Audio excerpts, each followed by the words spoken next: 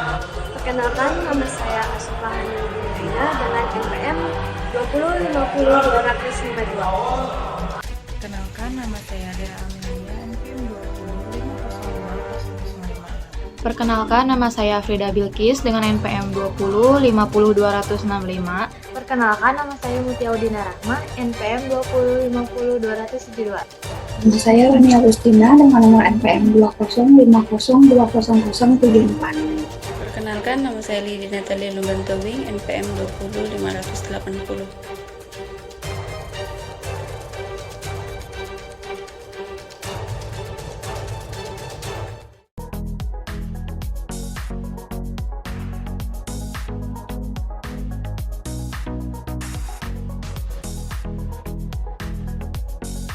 Pengertian pertumbuhan ekonomi. Proses perubahan yang secara berkesinambungan menuju kondisi yang lebih baik dalam kondisi perekonomian suatu negara. Ekonomi suatu negara sendiri dapat dikatakan bertumbuh jika kegiatan ekonomi masyarakatnya berdampak langsung kepada kenaikan produksi barang dan jasanya. Ciri-ciri pertumbuhan ekonomi. Prof. Simon Kaznes berpendapat bahwa terdapat 6 karakteristik pertumbuhan ekonomi modern yang terlahir dalam analisa berdasarkan produk nasional dan komponennya, penduduk, tenaga kerja, dan lain-lain. Keenam ciri-ciri tersebut adalah adanya laju pertumbuhan penduduk dan produk per kapita yang sangat cepat, perkembangan produktivitas masyarakat, pertumbuhan tingkat struktural yang melesat, tingkat urbanisasi yang tinggi, adanya ekspansi pada negara maju, terjadi arus barang, modal, dan manusia di berbagai negara. Selanjutnya, ada faktor-faktor yang mempengaruhi pertumbuhan ekonomi. Pertumbuhan ekonomi sebagai proses perubahan kondisi perekonomian suatu negara secara berkesinambungan menuju keadaan yang lebih baik dalam jangka waktu tertentu. Ketahui apa saja faktor-faktor yang sesungguhnya berperan penting dalam mempengaruhi suatu pertumbuhan ekonomi. Yang pertama, ada sumber daya alam. Sumber daya alam atau sesuatu yang berasal dari alam mencakup seperti kesuburan tanah, letak dan susunannya, kekayaan alam. Sumber daya alam sendiri terbagi menjadi 3 jenis, diantaranya sumber daya alam hayati atau sumber daya yang berasal dari makhluk hidup baik dari hewan maupun tumbuhan. Yang kedua, sumber daya alam yang dapat atau dipulihkan kembali, contohnya sumber daya alam ini diantaranya hewan, tumbuhan, pepohonan, dan ikan. Sumber daya alam yang tidak dapat diperbaharui atau sumber daya yang bersifat terbatas sebab terbentuknya oleh proses alamiah dengan jangka waktu yang lama seperti minyak bumi, batu bara, dan gas alam. Terakhir, yang ketiga itu sumber daya alam yang kekal yang tak akan habis. Contohnya sumber daya ini diantaranya udara, air, sinar matahari, angin, gelombang pasang surut, dan panas bumi. Yang kedua, sumber daya manusia. Sumber daya manusia berperan sangat penting dalam pertumbuhan ekonomi. Sumber daya manusia atau disingkat juga sebagai SDM merupakan individu produktif yang berperan sebagai penggerak suatu organisasi baik dalam perusahaan maupun institusi. Ia berperan sebagai elemen utama organisasi dibanding elemen lainnya seperti teknologi ataupun modal, karena manusialah yang kemudian akan mengendalikan faktor lainnya tersebut. Sumber daya manusia sendiri tidak semata-mata dihitung berdasarkan jumlahnya, namun lebih kepada efisiensinya. Dalam mendorong sumber daya manusia dapat bekerja secara efisien, berikut beberapa hal yang dapat dilakukan. Yang pertama, motivasi sumber daya manusia sampai dengan perubahan dan perkembangan tidak akan terjadinya tanpa adanya kesadaran diri sendiri masing-masing pihak. Yang kedua, sesuaikan pekerjaan dengan kemampuan dan minat sumber daya manusia atau SDM sampai dengan kinerja sumber daya manusia SDM akan berkurang produktif jika menerima tugas yang tidak sesuai dengan kemampuan dan minatnya.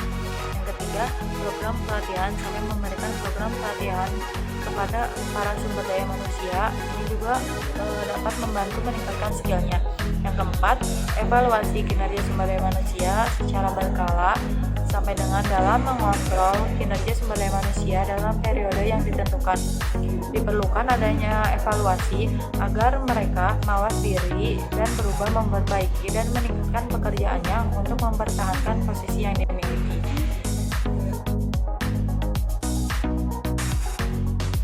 Selanjutnya, ada produk domestik bruto.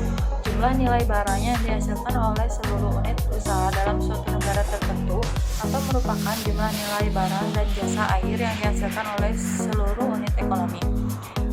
PDB, pengeluaran digunakan sebagai konsumsi air oleh rumah tangga, lembaga non-profit yang melayani rumah tangga atau LNPRT, dan pemerintah ditambah dengan investasi atau pembentukan modal tetap bruto dan perubahan inventory, serta ekspor neto atau ekspor dikurang impor.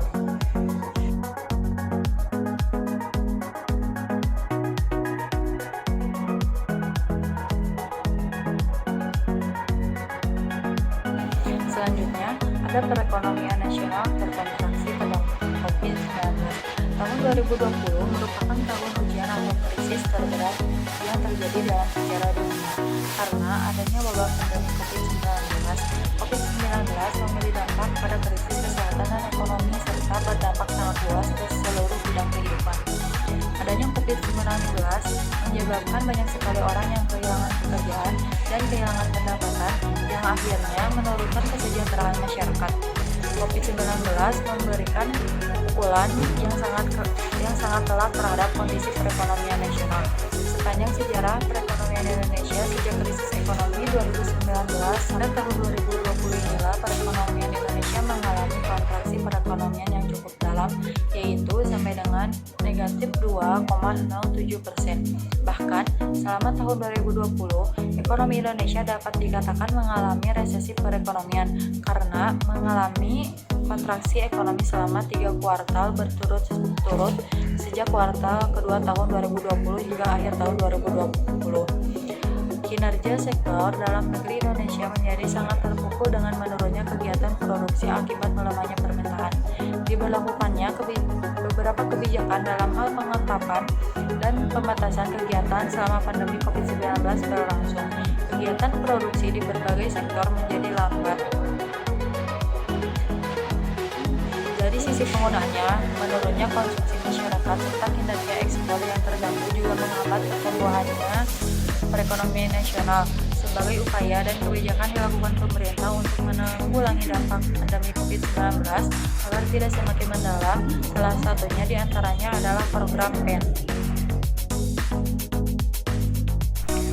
Baik, di sini saya akan menjelaskan mengenai laporan dan analisis BPS dalam sektor lapangan usaha. Dilihat berdasarkan PDB atas dasar harga konstan, 12 dari 17 sektor lapangan usaha di Indonesia mengalami kontraksi pertumbuhan pada tahun 2020. Dan hanya 5 sektor lapangan usaha yang masih menunjukkan pertumbuhan yang positif. Yang pertama, sektor lapangan usaha yang mengalami pertumbuhan ada jasa kesehatan dan kegiatan sosial, mengalami pertumbuhan sebesar 11,60% pada tahun 2020 atau lebih tinggi dibandingkan pertumbuhan pada tahun 2019 yang hanya sebesar 8,69%. Masih tumbuhnya sektor jasa kesehatan dan kegiatan sosial ini didorong oleh adanya pencairan pembayaran insentif COVID-19 untuk tenaga kesehatan dan peningkatan pendapatan rumah sakit, klinik, dan laboratorium kesehatan untuk pelayanan COVID-19. Dan juga sektor jasa ini menjadi garda terdepan dalam upaya memberikan penanganan dan pertolongan pada masyarakat yang terdampak penyakit COVID-19. Dari sisi kontribusi terhadap total PDB, sektor jasa kesehatan dan kegiatan sosial memberikan kontribusi sekitar 1,30% terhadap total PDB. Selanjutnya ada sektor informasi dan komunikasi. Sektor ini mencatat pertumbuhan sebesar 10,58% pada tahun 2020 atau lebih tinggi dibandingkan pertumbuhannya pada tahun 2019 yang sebesar 9,42%.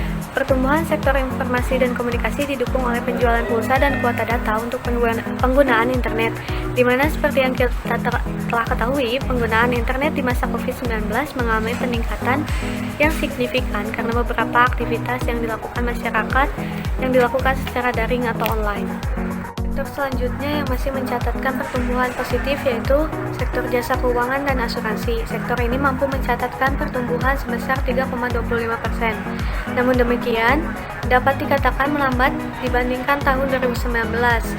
Pertumbuhan sektor jasa keuangan dan asuransi di tahun 2021 ini disebabkan oleh masih tumbuhnya kinerja jasa perantara keuangan, asuransi, dan dana pensiun. Sektor lainnya yang juga mencatatkan pertumbuhan positif yaitu sektor pengadaan air, pengelolaan sampah, limbah, dan daur ulang, sektor real estate, dan jasa pendidikan yang masing-masing menunjukkan pertumbuhan sebesar 4,94%, 2,32%, dan 2,63%.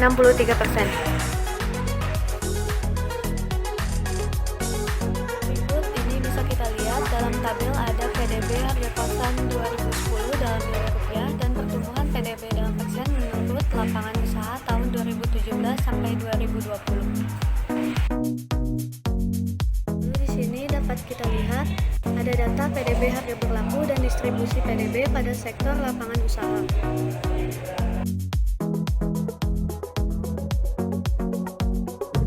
Selanjutnya, saya akan menjelaskan PDB menurut lapangan usaha.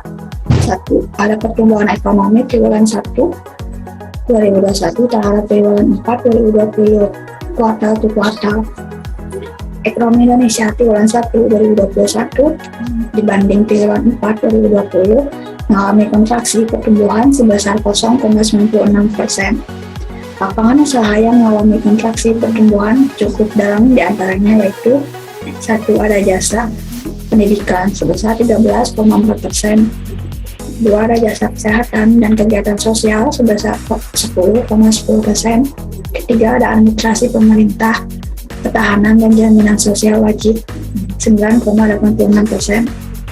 Di sisi lain ada pertumbuhan tertinggi yang dicapai oleh 1. Lapangan usaha pertanian, kehutanan, dan perikanan sebesar 9,81%. Kedua ada perdagangan besar dan eceran, reparasi mobil dan sepeda motor sebesar 1,07%. 3. Ada pengadaan listrik dan gas sebesar 0,98%. 4. Ada informasi dan komunikasi sebesar 0,89%. Kelima ada industri pengolahan sebesar 0,61%. Keenam ada real estate sebesar 0,18%.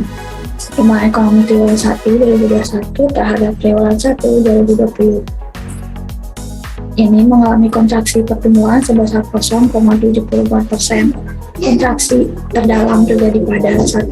Komponen PKL NPRT yang terkontraksi sebesar 4,53%. Kedua ada komponen pengeluaran konsumsi rumah tangga PKLT terkontraksi 2,23%. Ketiga ada komponen pembentukan modal tetap atau PMTB terkontraksi 0,23%. Keempat ada komponen ekspor barang dan jasa 6,74%. Kelima ada komponen impor barang dan jasa yang merupakan faktor pengurang dalam PDB menurut pengarang terkontraksi 5,27%. Keenam ada komponen PKP terkontraksi 2,90%. Dan dalam struktur PDB Indonesia ini menurut pengeluaran atas dasar harga triwulan 1 2021 year on year tidak menunjukkan perubahan yang berarti. Perekonomian Indonesia masih didominasi oleh komponen PKRT yang mencakup lebih dari separuh PDB, yaitu sebesar 56,93%. Lalu ada komponen PKP sebesar 6,70%, komponen PKNNPRT sebesar 1,23%, dan komponen perubahan inventory sebesar 2,76%. Sementara itu, komponen impor barang dan jasa sebesar faktor pengurang dalam PDB memiliki peran sebesar 18,9%. Selanjutnya juga ada PDB menurut pengeluaran pertumbuhan ekonomi triwulan 1 2021 terhadap triwulan 4 2020 kuartal ke kuartal. Ekonomi Indonesia triwulan 1 2021 dibanding triwulan 4 2020 mengalami kontraksi pertumbuhan sebesar 0,96%. Kontraksi ini terjadi pada hampir semua komponen pengeluaran, kecuali komponen ekspor barang dan jasa yang tumbuh sebesar 7,83%. Kontraksi terdalam juga yang terjadi pada komponen PKP sebesar 43,35%, diikuti oleh komponen PKNNPRT sebesar 4,62%. Lalu ada komponen PNTB sebesar 2,21% dan komponen PKRT sebesar 0,58%. Sementara itu, komponen impor barang dan jasa tumbuh sebesar 6,47%. Objeknya juga ada produk domestik regional bruto (PDRB). Dapat dilihat, kelompok provinsi di Pulau Jawa masih mendominasi struktur perekonomian Indonesia secara spasial pada triwulan 1 ini, dan dengan memberikan kontribusi terhadap PDB sebesar 58,70%, yang diikuti oleh Pulau Sumatera sebesar 21,54%, kedua Pulau Kalimantan besar 8,05%, tiga ada Pulau Sulawesi sebesar 6,52%, keempat ada Maluku dan Papua sebesar 2,44%. Lalu setelah setahun pandemi ini terjadi, melanda Indonesia, dampaknya terasa dengan level kontraksi pertumbuhan yang bervariasi antar pulau. Pada triwulan 1 2021, kelompok Pulau Bali dan Nusa Tenggara mengalami kontraksi pertumbuhan year-on-year terdalam sebesar 5,16%, yang diikuti oleh satu Pulau Kalimantan sebesar 2,23%, kedua ada Pulau Sumatera sebesar 0,86%, tiga ada Pulau Jawa sebesar 0,83%. Sebaliknya, kelompok pulau yang mengalami pertumbuhan year-on-year positif itu meliputi Pulau Sulawesi tumbuh sebesar 1,20%, serta Pulau Maluku dan Papua sebesar 8,97%.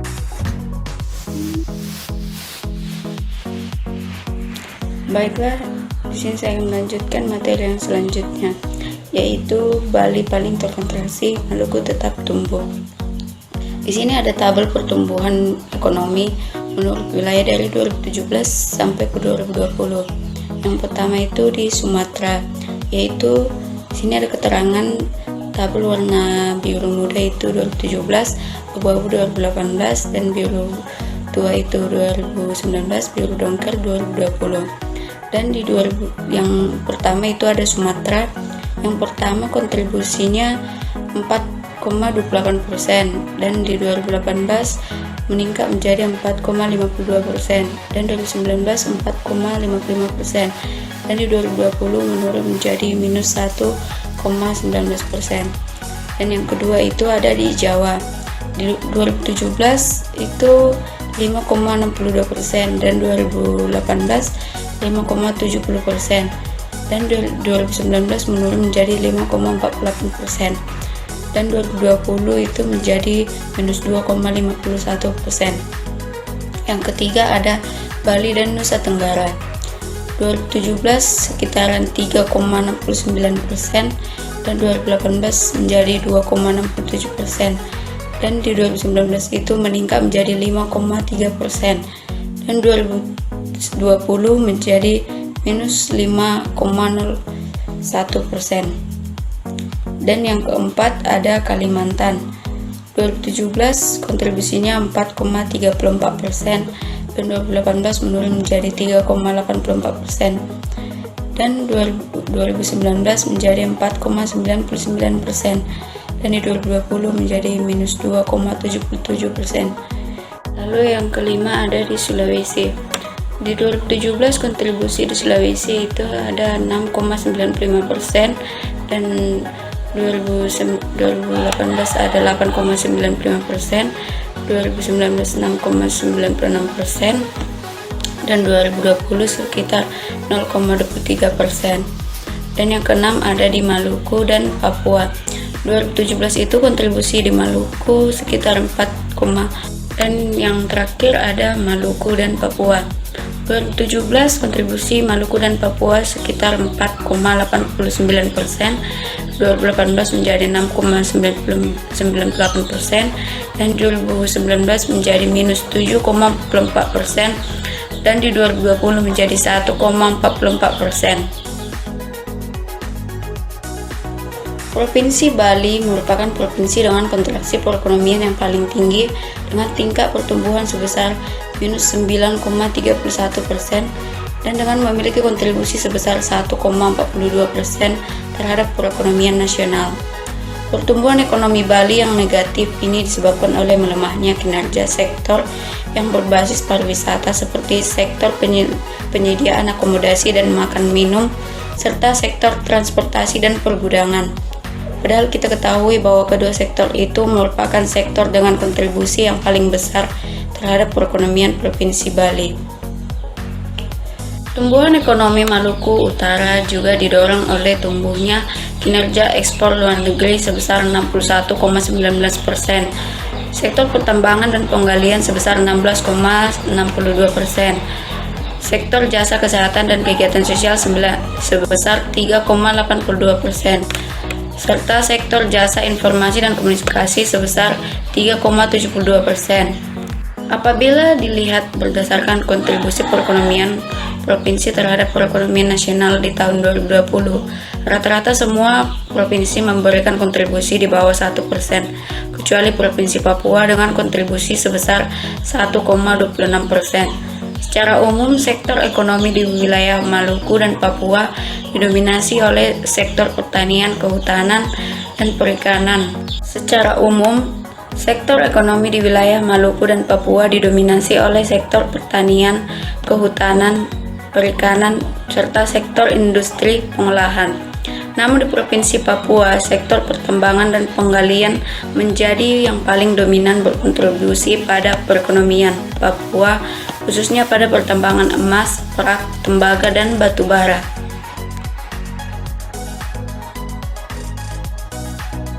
Pendapatan per kapita. Menurut BPS, PDB per kapita Indonesia selama 3 tahun terakhir mengalami perubahan yang fluktuatif.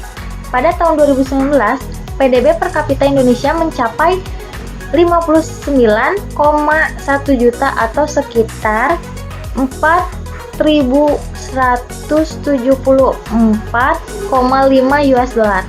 Angka ini naik dibandingkan tahun sebelumnya yang hanya mencapai 56,0 juta atau sekitar 327,3. Pada tahun 2020, dengan adanya pandemi COVID-19 yang menurunkan kinerja perekonomian juga berdampak pada penurunan pendapatan per kapita penduduk Indonesia. PDB per kapita Indonesia turun menjadi 56,9 juta atau sekitar 3.911,7 US dollar. Hal kondisi serupa terjadi pada pendapatan per kapita jika menggunakan indikator GNI per kapita dan Bank Dunia yang menurun di tahun 2020. Bank Dunia mempunyai ketetapan mengenai suatu negara dapat dikelompokkan ke klasifikasi tingkat pendapatan setiap tahunnya berdasarkan GNI, Gross National Income, per kapita. Terakhir, Bank Dunia melakukan perubahan klasifikasi pada tingkat pendapatan negara di tanggal 1 Juli 2021. Bisa kita lihat di tabel yang berikut ini. Klasifikasi pendapatan yang baru mempunyai rentang yang lebih panjang dengan batas bawah yang lebih tinggi dibandingkan dengan klasifikasi pendapatan yang lama.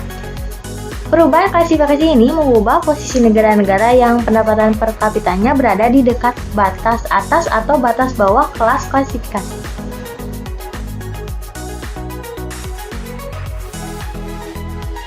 Berdasarkan tabel berikut, Bank Dunia menetapkan Indonesia yang sebelumnya pada tahun 2019 berada pada kelompok pendapatan menengah atas harus bergeser turun menjadi kelompok pendapatan menengah bawah. Hal ini disebabkan pendapatan per kapita Indonesia mengalami penurunan dari 4.050 US dollar di tahun 2019 menjadi 3.870 US dollar di tahun 2020.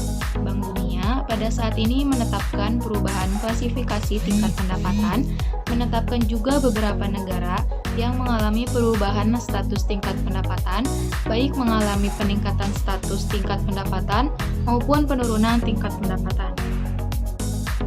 Berikutnya ada materi ekonomi Indonesia masih terkontraksi di triwulan 1 tahun 2021. Pertumbuhan ekonomi di triwulan 1 tahun 2021 mengalami pertumbuhan yang negatif. Hal ini wajar adanya mengingat pergerakan ekonomi di awal tahun belum terlalu banyak serta masih terdampak dari adanya COVID-19 yang masih belum reda. Dilihat dari tabel berikut, pertumbuhan tertinggi terjadi di sektor jasa informasi dan komunikasi dengan laju pertumbuhan sebesar 8,72%. Sektor ini masih tetap tumbuh positif disebabkan karena adanya kebutuhan akan kuota internet dan pulsa sebagai sarana informasi bagi masyarakat yang bekerja maupun sekolah dari rumah. Kebutuhan akan kuota internet tidak hanya untuk bekerja dan sekolah saja, tetapi juga untuk melakukan belanja online maupun untuk akses media sosial dan media hiburan lainnya. Selanjutnya, 5 sektor lainnya yang mampu menunjukkan pertumbuhan yang positif, yaitu sektor pertanian, kehutanan, dan perikanan sebesar 2,95%, sektor pengadaan listrik dan gas sebesar 1,68%, sektor pengadaan air, pengelolaan sampah, limbah dan daur ulang sebesar 5,49%, sektor real estate 0,94%, serta sektor jasa kesehatan dan kegiatan sosial sebesar 3,64%. Kemudian 11 sektor lainnya masih menunjukkan kontraksi ekonomi dengan kontraksi tertinggi berada pada sektor transportasi dan pergudangan sebesar negatif 13,12% yang disebabkan adanya penurunan grafik penumpang berbagai moda transportasi dan jumlah perjalanan moda transportasi akibat adanya kebijakan pembatasan mobilitas selama pandemi berlangsung. Selanjutnya, 10 sektor lainnya mengalami kontraksi pertumbuhan dengan kisaran pertumbuhan antara negatif 5,15% sampai negatif 1,23%. Dilihat dari PDB pengeluaran, pada triwulan 1 tahun 2021, pertumbuhan komponen pengeluaran tertinggi berada di komponen pengeluaran pemerintah dengan laju pertumbuhan sebesar 2,96%. Kondisi ini disebabkan karena meningkatnya pengeluaran pemerintah terkait dengan belanja penanggulangan kemiskinan dan penanggulangan bencana seperti bencana pandemi COVID-19, seperti bantuan sosial, baik dalam bentuk uang maupun bantuan sembako, bantuan keringanan bagi pelaku usaha, baik UMKM maupun pelaku usaha lainnya, bantuan keringanan pajak, subsidi listrik, maupun penurunan suku bunga pinjaman dan fleksibilitas pembayaran hutang, bantuan tunjangan bagi tenaga kesehatan, dan bantuan kuota internet bagi para pelajar dan mahasiswa yang sedang melaksanakan pembelajaran secara daring. Secara umum, komponen pengeluaran pemerintah memberikan kontribusi sebesar 6,70% terhadap perekonomian nasional. Komponen pengeluaran selanjutnya yaitu pembentukan modal tetap bruto atau PMTB yang berkontribusi terhadap perekonomian sebesar 31,98% dan mengalami kontraksi pertumbuhan sebesar negatif 0,23%. Hal ini didorong oleh terkontraksinya barang modal jenis peralatan yang berasal dari produk domestik dan impor, serta terkontraksinya investasi bangunan. Komponen ekspor barang dan jasa yang masih dapat tumbuh positif sebesar 6,74% dan berkontribusi sebesar 19,18% terhadap perekonomian nasional. Ekspor dapat tumbuh didorong oleh meningkatnya kinerja ekspor non-migas seperti lemak dan minyak hewan atau nabati, besi dan baja, serta mesin atau peralatan listrik. Dan migas tumbuh sejalan dengan meningkatnya nilai, volume ekspor, serta harga komoditas. Terakhir, komponen impor mengalami pertumbuhan sebesar 5,27% dan berkontribusi sebesar 18,9% terhadap perekonomian nasional.